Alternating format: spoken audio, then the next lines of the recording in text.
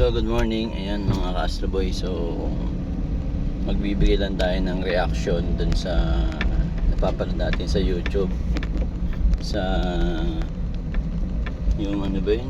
Yung clearing operation. Ayan.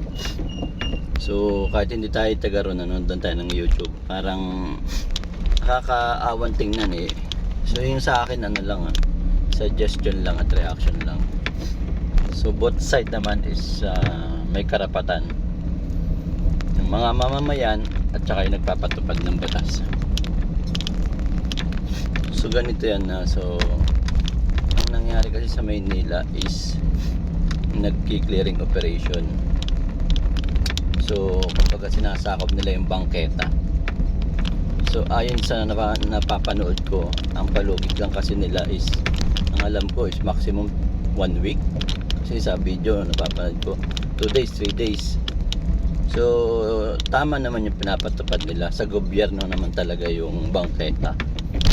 So dapat may kaunting consideration kasi nga mga Pilipino rin naman yung mga yun. At saka hindi naman on the spot ay meron silang hawak na pera, unless talagang mayayaman pa yung nakatira dun, talagang may pera. Kasi parang iisipin mo, parang nakakaawa din, di ba?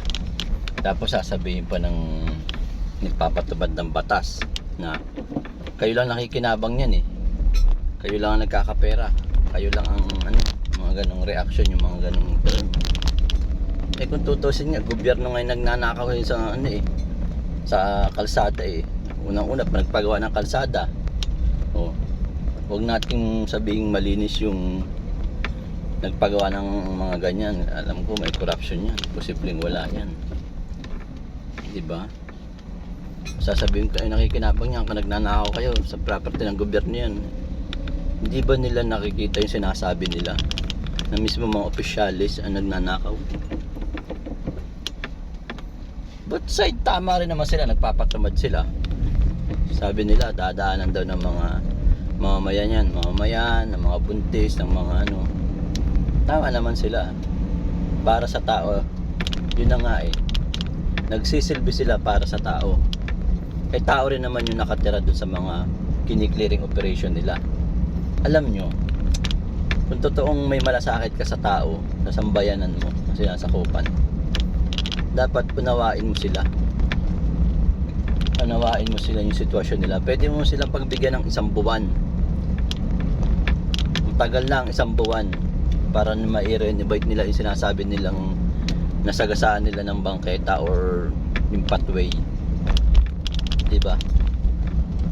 At least pag after ng 1 month na yun ay talagang matigas ang ulo, saka nila aksyonan, saka nila tibagin, saka nila yun. Kasi on the spot on the spot kasi nilang tinitibag. Eh paano kung wala kang pera, wala kang pang-prepare, diba? Saka lang sila umaksyon pag talagang hindi talaga nila pinatupad yung sinunod nila na palugit. Doon pa lang dapat, hindi on the spot. Tapos ngayon nagbibidyo pa, sabihin nila video kasi nga may ebidensya daw sa nangyayari. Pwede naman. Tapos i-upload para bumango, diba? Magpasikat. Tapos pag may mga nangyaring kumusyon, hindi nila sinasama yun, ini-edit. Ang pinapakita lang ay yung nangyayari totoo at good, which is mali. Kung talagang video ka, lahat nangyayari pwede. Yung kahit yung mag-reaction yung mga kapwa mo ka-Pilipino, dapat i-upload mo rin yun, kaso bawal sa YouTube yun. Yun ang mahirap sa atin eh. Masyado tayong kasi, hindi ko alam kung anong term sa ganun, nagmamagaling ganun para lang tingalain ka. Hindi ko alam kung anong nasa isip nila. Sabi nila nagpapatupad ng batas. Tama naman, nagpapatupad sila ng batas. Kaso nga lang, dapat meron silang konsiderasyon. So tutusin nga pag sinabing batas, batas dapat. Walang kung sino-sino. Yun ang totoong batas. Pero sasabihin mong batas na sumusunod lang, nako, hindi na nangyayari sa Pilipinas. Mismo yung katiwalian o gobyerno mismo sumisira sa batas. sabi ko sa inyo. Hindi katulad sa ibang bansa, pag sinabing batas-batas, walang kung sino-sino. Walang binabayaran, walang kamag-anak, walang kung ano-ano. Basta may kasalanan. Yun ang batas. Walang konsiderasyon talaga yun. Dito sa Pilipinas, nagkakaroon tayo ng konsiderasyon. Although mali, kasi nga, Pilipino, yun ang kinagulian natin. Pero sana naman, mahaba yung palugit ng mga taong nasasagasaan din. Kasi nga, ang hirap din ng buhay. Both side may mali. Both side may karapatan. Papatupad ng batas sa papatupad. Bangketa kinain, ganyan. 2 days, 3 days. Sisi ano nila. Actually, ayoko sanang gumawa ng video na to kasi nga hindi ko alam kung maraming basher. Wala akong pakialam sa mga ganon. Sa akin lang naman is reaction at suggestion. Wala naman ako sinasabing mali ang ginagawa nila at tama yung mga ginagawa ng mamamayan natin. Dapat meron lang silang mga palugit. Sa kanila ipatupad yung talagang batas. Sabihin sinakop niya yung bangketa na yan, o sa gobyerno, pagmamayari ng gobyerno yan. Kayo lang kumikita, kayo lang nakikinabang, mga ganung words. Bakit? Kayo ba hindi nangungurakot? Hindi nyo ba pinapakinabangan yan? Yun lang naman ang sa akin. Dapat both side bigyan ng ng palugit. Kunyari, after 1 month o pagkatapos ng 1 month talagang matigas ang ulo nung sinabihan nyo, saka nyo lang siya tibagin. At least ang haba na ng palugit, hindi yung 2 days, 3 days. Kailan yan? Hindi, kailan? 3 days, 2 days. Kailangan yan ganun agad ang dalit nila. Alam mo yung ganung word na parang nilalagay mo talaga ang batas sa bibig mo.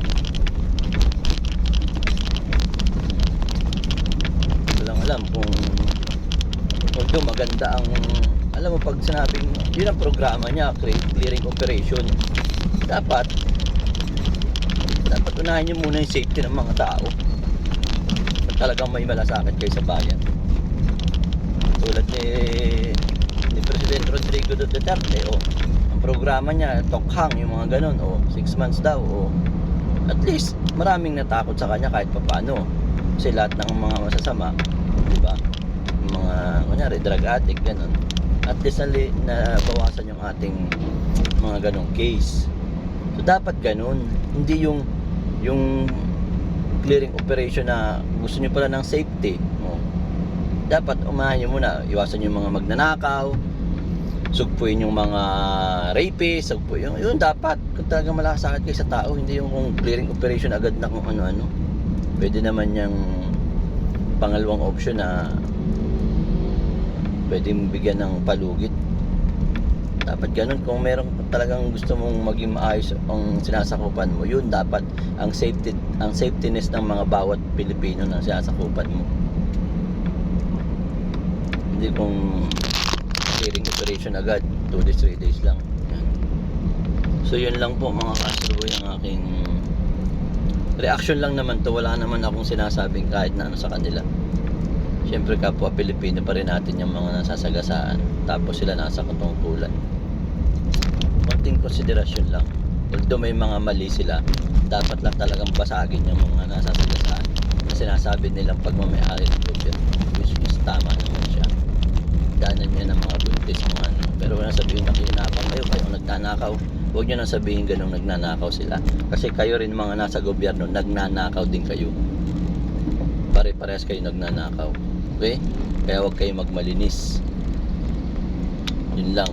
Kung malinis ka, yan, pwede mo sabihin.